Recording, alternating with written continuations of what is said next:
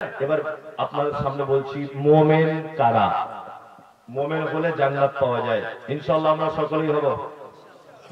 নিয়ত করুন তো এখন থেকে আমল করব ইনশাআল্লাহ। আল্লাহ বলছেন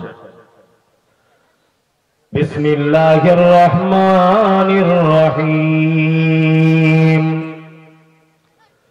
ইন্নামাল মুমিনুনাল্লাযীনা ইযা যুকিরাল্লাহু ওয়াজিলাত কুলুবুহুম ওয়া ইযা তুলিয়াত আলাইহিম আয়াতুহু যাদাতুহুম ঈমানা ওয়া আলা রাব্বিহিম ইয়াতাওয়াক্কালুন।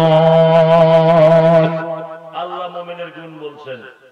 আল্লাহ বলছেন মুমিন তারা, এক মুমিন পাপ করবে, অন্যায়কার হবে, ভুল হবে, রাতের অন্ধকারে এসে আমার কথা স্মরণ হয়ে গেলে সে তখন ভয়ে থর করে কাঁপবে। এটা মুমিনের এক নম্বরের গুণ। দুই নম্বরের গুণ আল্লাহ বলেন আয়াতুহুম যাদাতুহুম ঈমানা ওয়া আলা রাব্বিহিম ইয়াতাওয়াক্কালুন। আর মুমিনের দ্বিতীয় নম্বরের গুণ হলো আয়াতুহু যাদাতুহুম ঈমানা। তার সামনে যখন আমার নিদর্শনাবলী যখন পেশ করা হবে তার ঈমান আস্তে আস্তে করে বেড়ে যাবে। কোরআন তেলাওয়াত শুনলে তার ঈমান কি হবে? বেড়ে যাবে। আমার জীবনের একটা বাস্তব ঘটনা। কোরআন তেলাওয়াত করলে ঈমান বাড়ে? বর্তমানে বাড়ে না। বরং তো ইমাম সাহেব যদি দুই তিনটা আয়াত বেশি করে যদি তেলাওয়াত করে, সতর্ক করছে একটু আস্তে করে গাড়ি চালাও। বলছে কি বলছে না? বলছে। আমি কিছুদিন আগে এইবারে যখন যাই উমরাতে, আমার তো ট্রাভেলস খোলা আছে, সহিহ সুন্নাহ কুরআন ট্রাভেলস উমরায় যাওয়ার জন্য। তাই 40 জন লোক নিয়ে গেলাম আগের বারে। তা আপনাদের এটা দক্ষিণ উত্তর দিনাজপুরের একটা লোক গিয়েছিল আমার সাথে। সত্যি যে কোরআন পড়লে মানুষের চোখে পানি আসে তার একটা দৃষ্টান্ত। উত্তর দিনাজপুরের যে লোকটা গেছে ও লেখাপড়া জানে না, চাষিবাসী মানুষ, বাংলা ভালো বুঝতে পারে না। এইরকম একটা লোক, অশিক্ষিত লোক, তবে লোকটা খুব ভালো, নরম লোক, কোরআন মাজিদ পড়তে পারে না। ও আমার সঙ্গে সঙ্গে ঘরে ভয়ে হারিয়ে যাবে বলে আমার কাঁধ ধরে ধরে রাখে যে আপনার সঙ্গে আমি ছাড়বো না, আমি তাহলে হারিয়ে যাবো এত লোকের ভিড়ে। যাই হোক, আমরা তাওয়াফ করতে যেতাম রাত 10টা থেকে 6টা পর্যন্ত একভাবে তাওয়াফ করতাম। মানে আমার পাশে দাঁড়িয়ে আছেন দিনাজপুরের ওই চাচা আব্দুর রহমান সুদাই যখন জাহান্নামের আয়াত তেলাওয়াত করছেন আমি তখন কেঁদে ফেললাম। আব্দুর রহমান সুদাইস তিনিও অঝরে তিনি কাঁদছেন। কাঁদতে কাঁদতে কোরআন তেলাওয়াত করতে ভুলে যাচ্ছেন, আবার তেলাওয়াত করছেন। আমি কাঁদছি, আবার পাশে আর একটা লোক আছে সেও কাঁদছে। আমার ডান দিকে বসে নামাজে দাঁড়িয়ে আছে চাচা, উত্তর দিনাজপুরের বাড়ি, সেও দেখছি হাউ হাউ করে কাঁদছে। নামাজ পড়া শেষ হয়ে গেল। আমি চাচাকে ডেকে বললাম, চাচা আমি একজন আলেম, আমি হয়তো কোরআনটা বুঝতে পেরেছি বলে আমি কেঁদেছি, আর ইমাম সাহেবের তেলাওয়াত বোঝার কারণে আমার চোখ দিয়ে পানি চলে এলো। সত্যি করে বলো দেখি চাচা তুমি কেন কাঁদলে? তখন চাচা বলছে, মুনতাজুল সাহেব কোরআন তেলাওয়াত শুনলে যে অন্তর গলে যায়, আজকে আমি তার প্রমাণ পেলাম। আমার 60 বছর বয়সে একদিনও চোখে পানি আসে নাই। আল্লাহ বলে আয়াতুহু যাদাতুহুম ঈমানা। মুমিন তো তারাই যাদের ঈমান বেড়ে যাবে কোরআনের তেলাওয়াত শুনলে। বন্ধুরা আমার, আপনি 5 লাখ টাকা খরচা করে যদি মক্কায় চলে যান, আর মক্কাতে যাবার পরে আব্দুর রহমান সুদাইসের যখন তেলাওয়াত আপনার কানে আসবে, মনে হচ্ছে 5 লাখ টাকা একটা আয়াত শোনার কারণে শোধ হয়ে গেছে। এত সুন্দর তেলাওয়াত, মনে হচ্ছে কোরআন অবতীর্ণ হচ্ছে। আল্লাহু আকবার, এত সুন্দর তেলাওয়াত। আল্লাহ বলে মুমিনের দ্বিতীয় গুণ আয়াতুহু যাদাতুহুম ঈমানা। তার সামনে যখন কোরআনের কথা বলা হয় তার ঈমান কি হয়? আস্তে আস্তে করে গলে যায়। আল্লাহর কথা বলা হয়, তার ঈমান কি আস্তে আস্তে করে গলে যায়। আল্লাহু আকবার। ওয়া আলা রাব্বিহিম ইয়াতাওয়াক্কালুন। আল্লাহ বলে মুমিন সে যে সর্বদাই আমার উপরে ভরসা রাখে। মুমিন কাজ করবে আল্লাহর উপরে, ভরসা রাখবে। রুজি কে দিতে পারে? এটা আল্লাহ। বাচ্চা কাচ্চা কে দেয়? আল্লাহ। সুস্থতা অসুস্থতা এটা মালিক কে? আল্লাহ, তাই না? সমস্ত ভালো মন্দের এক কথাতে মালিক, জোরে বলুন আল্লাহ। আল্লাহ বলছে মুমিন সেই ইয়াতাওয়াক্কালুন, মুমিন আল্লাহর উপরে ভরসা করে। নাম্বার 4, আল্লাহ বলে আল্লাযীনা ইউকিমুনাস সালাতা ওয়া মিম্মা রাযাকনাহুম ইউনফিকুন। মুমিন হলো তারা 4 নম্বরে মুয়াজ্জিন যখন মসজিদে আযান দিবে, আসসালাতু খায়রুম মিনান নাওম, পৌষ মাসের হাড় কাঁপানো শীতে তার কম্বল কাঁথাকে এক জায়গায় জড়ো করে দিয়ে বাড়িতে ওযু করে আস্তে আস্তে গুটি গুটি পায়ে কাঁপতে কাঁপতে মসজিদে চলে আসবে। আর ফজরের নামাজের পরে নিজের ব্যবসায় চলে যাবে, আর কানটা থাকবে জোহরের আজান কখন হবে। আল্লাহ বলে মুমিন তারা 4 নম্বরের গুণ, সর্বদাই তারা নামাজের জন্য প্রস্তুত হয়ে থাকবে।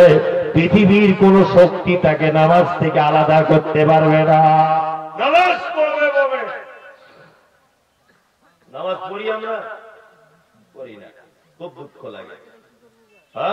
খুব দুঃখ লাগে। সব ভালো কাজ, নামাজ পড়ি না। বিশ্ব নবী জনাবে মুহাম্মদুর রাসূলুল্লাহ সাল্লাল্লাহু আলাইহি ওয়াসাল্লাম মারা যাবার আগে হযরতে আয়েশা সিদ্দিকার হুজরাতে শুয়ে আছেন অজ্ঞান অবস্থাতে। আমি নিজে সেই হুজরা থেকে এসেছি। আল্লাহর নবী জ্ঞান ফেরার পরে আয়েশাকে ডেকে বলছেন, আয়েশা তাড়াতাড়ি করে জানালাটা একবার খোলো। জানালাটা খোলা হলো। আয়েশা একবার পর্দাটা তুমি তোলো। পর্দাটা তুলে দেওয়া হলো। বিশ্ব নবী বলছেন, আয়েশা রে আমার মাথাটা একবার তুমি তুলে ধরো। বিশ্ব নবীর মাথা তুলে ধরা হলো। আম্মা জান আয়েশা মাথা ধরে আছেন। আল্লাহর নবী জানালার দিকে তাকিয়ে নববীর ভিতরে দৃশ্য দিয়ে এত জোরে জোরে কাঁদছেন। আম্মা জান আয়েশা বলছেন, ইয়া রাসূলুল্লাহ আপনি কেন কাঁদছেন? তাড়াতাড়ি করে বলেন। বিশ্ব নবী বলছেন, আয়েশা শোন, এই নামাজ প্রতিষ্ঠার জন্য উহুদের ময়দানে আমাকে মারা হয়েছে, তায়েফের মাটিতে মেরে দাঁত ভেঙে দেওয়া হয়েছে। আয়েশা আয়েশা আমার পিঠের উপরে উটের ভুঁড়ি চাপিয়ে দেওয়া হয়েছে।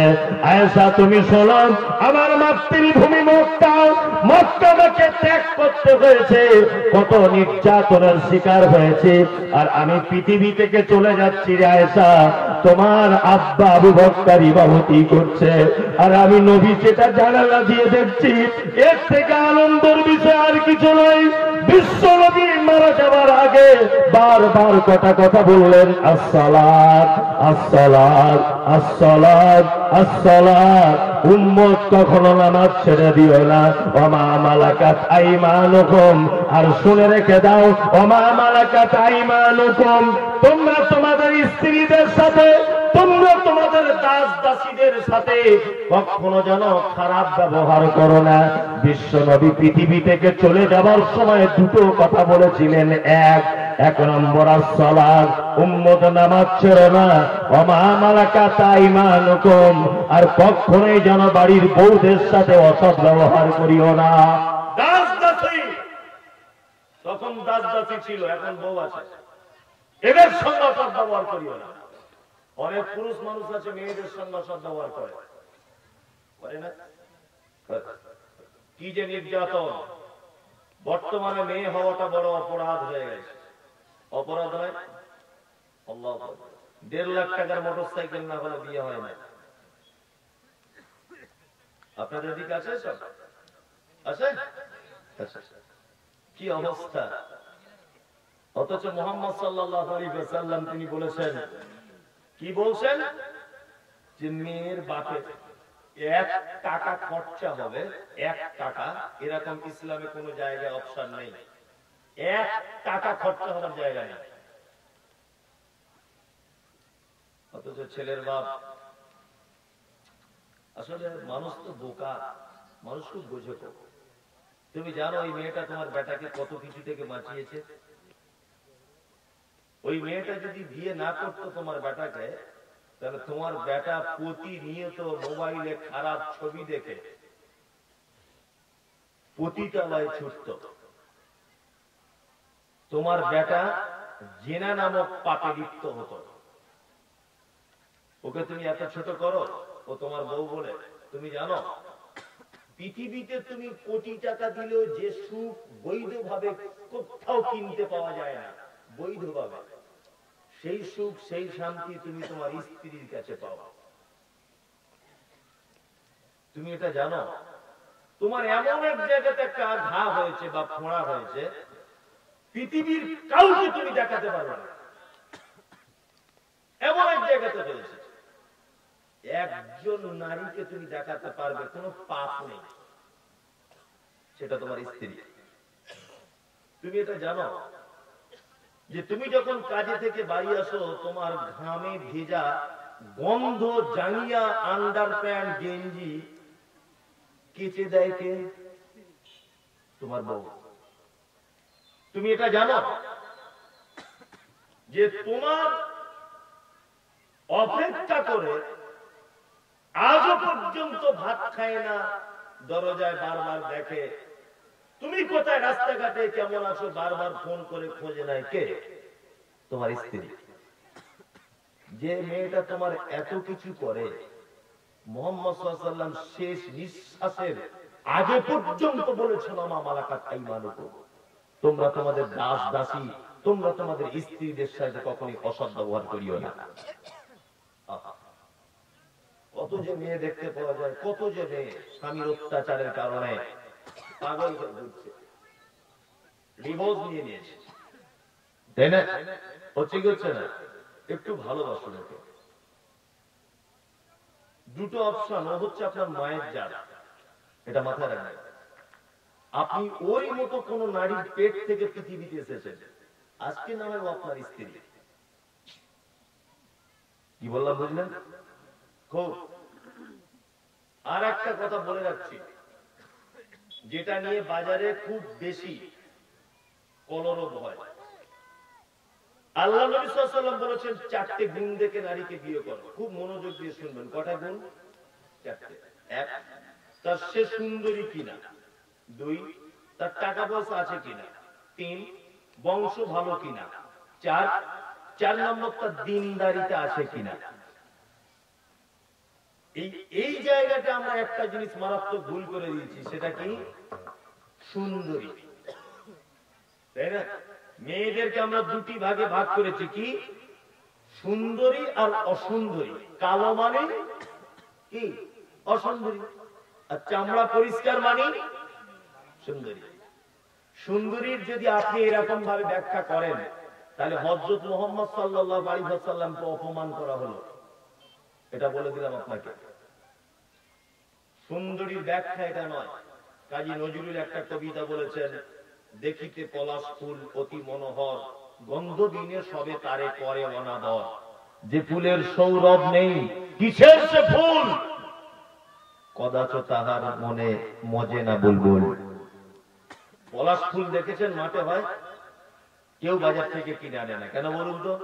ও দেখতে খুব পরিষ্কার, খুব পরিষ্কার দেখতে, কিন্তু কোন সেন্ট ঘেরান কিছু নেই। গোলাপ ভ্যালেন্টাইন্স ডে আসছে, 500 টাকা 5000 টাকা পিস কিনবে, কারণ ও দেখতেও সুন্দর, ওর গুণও আছে, সেন্ট, তাই না? আমরা সুন্দরী বলতে বুঝি দুটো জায়গায়, এক কালো আর এক পরিষ্কার। কালো মানে দেখতে খারাপ, পরিষ্কার মানে দেখতে ভালো। এই যদি তোমার ব্যাখ্যা অনুযায়ী যদি আমি চলি, তাহলে তো আপেলের থেকে মূল্যর দাম বেশি হওয়া উচিত। মূলোর দাম বেশি না আপেলের কেজি বেশি? সিলভার কাপ বলে একটা মাছ আছে জানেন? সিলভার মাছ বুঝেন তো? সিলভার মাছ ও কালো কালা না সাদা? সাদা। আচ্ছা কত কেজি মার্কেটে? 150। মাগুর মাছ কত কেজি? 800। দেখতে কেমন? কালো। সাদাই যদি সবকিছুর মানদণ্ড হবে তাহলে সিলভার কাপের তো 2000 কেজি হওয়া দরকার। মাছের মধ্যে সব থেকে সাদা হয়। তার মানে আমরা সব ব্যাপারে টনটনে জ্ঞান আছে। গুণ যার বেশি দাম তার বেশি। মাগুর মাছের রক্ত হয় ডাক্তার বলেছে, এই জন্য তার 800 টাকা কেজি। আর সিলভার কাপে কিছু নাই, 150 টাকা। তাই না? ডাক্তার বলেছে আপেল খেলে ভিটামিন হয়, 200 টাকা কেজি। মূলা বুঝেন তো? সাদা সাদা বড় বড় হয়। আমি কোনোদিন বাজার ঘাটে যাই না, দেখেছি তবে এতটুকুই। মূলার দাম কত? 10 টাকা কেজি।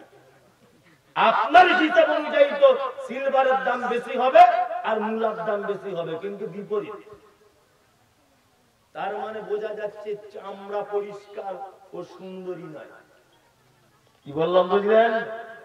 সুন্দরী হচ্ছে যে যার ভিতরে পবিত্র সুন্দর একটা মন, পবিত্র ভালোবাসা, পবিত্র পরহেজগারিতা, পবিত্র আল্লাহওয়ালি, পবিত্র আল্লাহ ভীতি, এ হচ্ছে সব থেকে সুন্দরী। বুঝাতে পেরেছি আপনাকে? মুহাম্মদ সাল্লাল্লাহু আলাইহি ওয়াসাল্লাম কেমন জ্ঞানী মানুষ ছিলেন, এই হাদিসটার ব্যাখ্যা করলে এখন 2 ঘন্টা লাগবে। আপনাকে বলছি শুনেন, এই হাদিসটা অনেকজন বলে নারীকে বিয়ে করে 4টে গুণ দেখে। 1, সুন্দরী দেখে বিয়ে করো, সুন্দরী মানে তার গুণ। 2, অর্থ আছে কিনা দেখো। 3, বংশ ভালো কিনা দেখো। 4 নম্বর হচ্ছে দিনদারিতে আছে কিনা দেখো। এইবার মুহাম্মদ সাল্লাল্লাহু আলাইহি ওয়াসাল্লাম কি বলছে দেখুন। আল্লাহ নবী বলছেন একটা মেয়ে যদি সুন্দর যদি না হয়, একটা মেয়ের যদি বংশ খারাপ হয়, একটা মেয়ের যদি টাকা পয়সা না থাকে কিন্তু মেয়েটা দিনদারিতে আছে, আল্লাহ নবী বলছেন ওকে বিবাহ করো। যদি বিবাহ না করো সমাজে ফাসাদ সৃষ্টি হবে।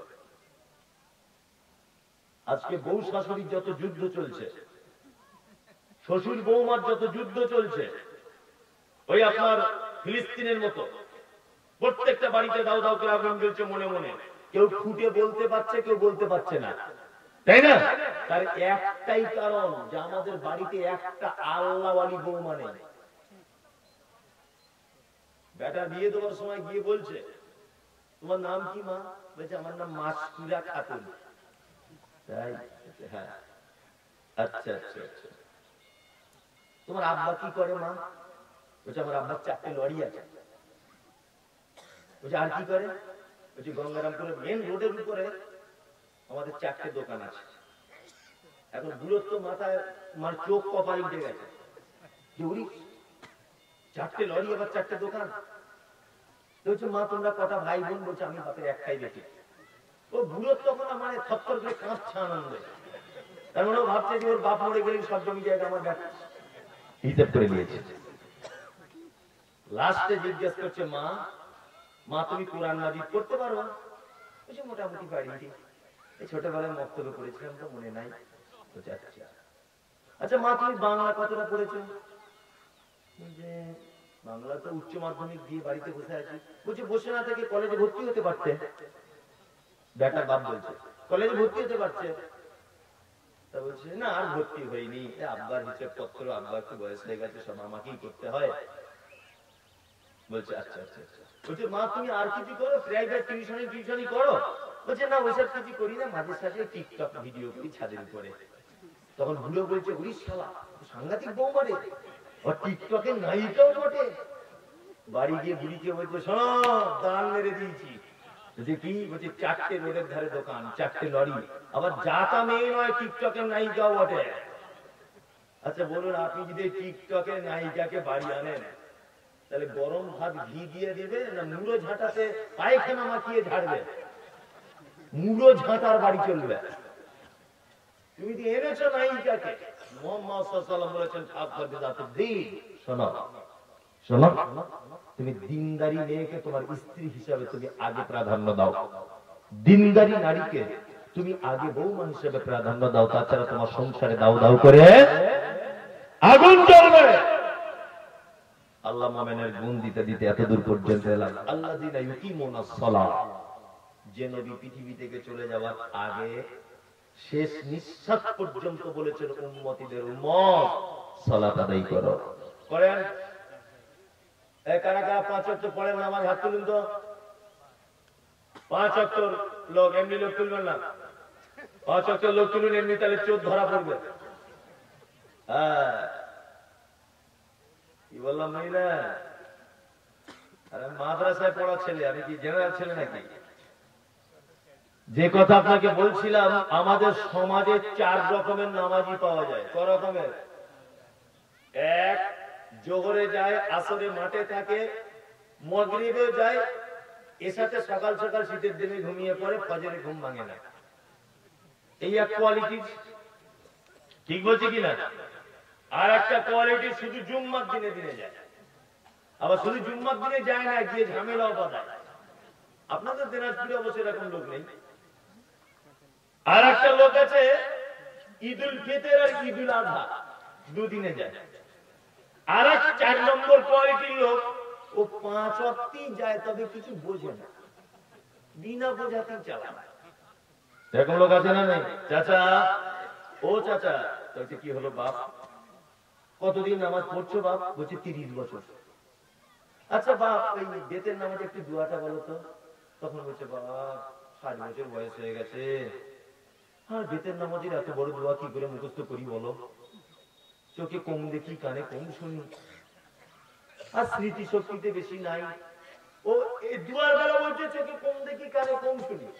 ওকে 2 টাকা কম দিয়ে দেখুন, চাপ করে লাফিয়ে উঠবে। হ্যাঁ, আমার কম দিয়ে দিলে বুঝতে পারবে? বুঝতে পারবে না? বুঝতে পারবে। তার মানে সব বেলা ভালো চোখে ঠিক দেখে, দুয়ার বেলা কম দেখে। কিছু লোক আছে মসজিদে এসে বলছে কাঁথা ঠিক করে নাও, না তো আল্লাহ তোমাদের অন্তর বেঁকিয়ে দিবে। ওই লোকটাই আবার জমির আল কেটে এরকম ধনুকের মতো করে দিয়েছে মাঠে। মাঠে যে লোক জমির আল কেটে বেঁকিয়ে দিয়ে মসজিদে বলছে কাঁথা ঠিক করো, মানে ফেরেশতারা পুরো পালিশ করছে যে আয় একবার তোকে কি করি দেখ, চামড়া তুলে দিল একটা একটা করে। বুঝে গেল না? হ্যাঁ, এরকম নামাজি আছে। চাচা, তাহলে বেতের নামাজের দোয়া জানো না? বলছে না বাপ, জানি না। বলছে রুকু থেকে উঠে কি দোয়া বলতে হয়? বলছে বাপ তাও জানি না, শুধু আলহামদুলিল্লাহ সূরাটা জানি। কি বললাম বুঝলেন না? রুকু থেকে উঠে কি বলে তাও জানো না? বলছে না। সেজদা থেকে উঠে কি বলে? তাও জানি না। কিন্তু একে দেখবেন রুকু থেকে উঠে দোয়া জানিস না, বলিস কি রে? এটা একটা প্রশ্ন। প্রশ্ন নয়? রুকু থেকে উঠে সবাই রব্বানা লাকাল হামদ, ও দেখবে তুই যখন দোয়া জানিস না, স্বীকার করলি, ঠোঁট কেন নাড়লি? নিশ্চয় ও আল্লাহর ঘরে পর্যন্ত গিয়ে ধোঁকা দিচ্ছে। দুনিয়ার মানুষকে ধোঁকা দিয়ে হলো না, আল্লাহর ঘর মসজিদে গিয়ে ধোঁকা দিচ্ছে। দোয়া জানিস না বাবা, চুপ থাক, তুই ঠোঁট কেন নাড়লি? এটা একটা প্রশ্ন জাগে কি জাগে না? আর কবে এই জাতি কোশ্চিন কালেও পরিত্রাণ পাবে না। যে জাতি জলসায় বইয়ের দোকানে একটা বই বিক্রি হয় না, অজস্র কোরআনের দোকানদার জলসায় যারা দোকান লাগায়, একটা বাংলা কোরআন বিক্রি হয় না, অথচ একটা গ্রাম থেকে 1 লক্ষ টাকার বাদাম জিলাপি বিক্রি হয়। সে জাতি কিয়ামত পর্যন্ত সঠিক রাস্তা পাবে না। তোমার মাথাতে গোবর আছে? তুমি 1.5 কেজি বাদাম কিনে নিয়ে বাড়ি চলে যাচ্ছ 150 টাকা দিয়ে, 10 টাকার একটা নামাজের দুয়ার বই কিনে নিয়ে যেতে পারলে না? সারা জীবন তুমি মসজিদে ঠোঁট মারলে, মিথ্যা অভিনয় করে, লজ্জা শরম আছে তোমার? আজকে তুমি বলছো আমার 60 বছর বয়স, নামাজ ধরেছো তো তুমি 30 বছর, তার মানে তুমি যখন ধরো তোমার বয়স ছিল 30 বছর, তখন তুমি চোখে দেখতে পেতে না? লজ্জা এটা জাতি। ওইখানে কটা বইয়ের দোকান বসেছে ওই মাদ্রাসার গেটের কাছে, একটাও কাস্টমার নাই। জান, শুধু মেয়ে ছেলেরা কটা ওড়না টোড়না কিনছে, এতটুকুই। একটা বই ওর বিক্রি হয়েছে কি জানতে জিজ্ঞেস করুন? অথচ ওইদিকে বাদামের দোকানের 40 মন একটা একটা ব্যবসাদারে বাদাম জিলাপি বিক্রি হয়ে গেছে। এ জাতি কিয়ামত পর্যন্ত পরিত্রাণ পাবে না, সারা জীবন মার খেতে হবে অপরের কাছে। জাতির লজ্জা এটা। যে জাতি 20 টাকা দিয়ে দুয়ার বই না কিনে 200 টাকা জিলাপি কেনে, সে জাতি কখনো পরিত্রাণ পেতে পারে না। বিনীত অনুরোধ, যারা মসজিদে গিয়ে আল্লাহর সঙ্গে ধোঁকাবাজি করছেন, আজকে আপনি ওই বইয়ের দোকান থেকে আমি যেন দেখি অন্তত 20 জন লোককে সঠিক দুয়ার বই ওখান থেকে কিনে আজকে থেকে আগামী বছর পর্যন্ত মুখস্থ করতে থাকুন। এই 1 বছরে অন্তত 2টো দুয়া তো পারবেন, তবুও তো আল্লাহকে বলতে পারবেন যে আল্লাহ চেষ্টা করেছিলাম হয়নি। এই বলুন তো কে কে দুয়ার বই কিনবেন যে আমি 3 বছর থেকে চেষ্টা করব? ও মানে সবাই তার মানে জানে। ঠিক আছে, আমি ধরছি, তাহলে একজনকে ডেকে আনি, ধরবো। আবার কিছু লোক আছে বয়স্ক লোক, মসজিদে নামাজ পড়তে গিয়ে যদি ভুল ভাল কিছু করে আবার যদি বলে দিই চাচা এটা ঠিক করো, বেশি ফটো করিস না, তুই তোর কবরে যাবি, আমি আমার কবরে যাবো, বেশি বকিস না, বলে কি বলে না? এমন ভাব জায়গা করে হচ্ছে আব্দুল কাদের জেলানি, মানে সব জানে, মনে হয় যায় না। এই এক কোয়ালিটির নামাজি গেল। তাহলে নামাজি কয় কোয়ালিটির হলো? 4 কোয়ালিটির। 5 ওয়াক্ত পড়ে, কিছু জানে না, এই এক কোয়ালিটির বললাম। আর জুম্মায় জুম্মা আর এক কোয়ালিটি হচ্ছে জোহরে যায়, আসরে থাকে না, আসরে যায়, মাগরিবে যায়, ফজরে ঘুম ভাঙে না, এরকম নামাজি না। আমার ছেলে এবার মাধ্যমিক পরীক্ষা দেবে, 4টে বিষয়ে পরীক্ষা হবে, 4টে। তার 3টেতে আমার ছেলে 100 নাম্বার পেয়েছে, একটাতে 0। আচ্ছা বলুন তো আমার ছেলে পাস না ফেল? ফেল, তাই না? জোহরে গেছে 100তে 100, আসরে গেছে 100তে 100, মাগরিবে গেছে 100তে 100, এশাতে ছিল 100তে 100, ফজরে ঘুম ভাঙেনি তাই যায়নি, তার মানে 0 আর 0। তার মানে বোঝা গেল তার ফলাফল ও নামাজি নয়, ও একজন বেনামাজি। আল্লাহ কোরআন মাজিদে বলেন সালাওয়াতিহিম তুহাফিজুন, তোমরা যদি মুমিন হতে চাও তাহলে তোমরা সালাত সমূহকে হেফাজত করো। একটাও ছাড় দেওয়ার কোনো অপশন নেই। আল্লাহ বলছে সালাওয়াতিহিম, সালাত সমূহকে, বহু বচন, সালাত সমূহকে হেফাজত করো। আজকে তো আলহামদুলিল্লাহ মসজিদে জায়গা হবে না ফজরে, তাই না? আজকে জায়গা হবে না, আজকে মেলা লোক তো। হ্যাঁ, এই যত লোক বসে আছে এখানে, এবারে 11:30 বাজে, 12টা পর্যন্ত জলসা হবে। আজকে ফজরে আজকে ইমানদারির নীল লক্ষণ, পরীক্ষা চলবে, তাই না? খুব সাবধান, সালাত আদায় করো। সালাত ছাড়া বাঁচার কোন রাস্তা কি নেই। বর্তমান বাজারে অনেক মানুষ বলছে মরিছে নামাই না করতে পারি, ইমান চাঙ্গা। কি বললাম বুঝলেন না? বলছে কি বলছে না? নামাজ না পড়তে পারি, ইমান আমার চাঙ্গা। আমি মুমতাজুল ইসলাম তোমাকে বলছি, শুনে রেখে দাও, তুমি যদি নামাজ না পড়ো, তোমার ইমান যত চাঙ্গাই থাক, তোমার থাকার জায়গা জাহান্নাম। আল্লাহ তাআলা বলছেন মা সালাকাকুম ফি সাকার ক্বালু লাম নাকু মিনাল মুসাল্লিন। একজন সাকার নামক জাহান্নামীকে জিজ্ঞেস করা হবে, এই তুমি কেন এই জাহান্নামে? তখন সে বলবে ক্বালু লাম নাকু মিনাল মুসাল্লিন, সালাত আদায় করো। আল্লাহ সুবহানাহু ওয়া তাআলা মুমিনদের পরিচয় শেষ করে দিচ্ছেন। তারপরে আরেকটা কথা, ওয়ামিম্মা রাযাকনাহুম ইনফিকুন, মুমিন তারা যারা আল্লাহর রাস্তায় দান করে, আল্লাহর রাস্তায় দান করে, তাই না?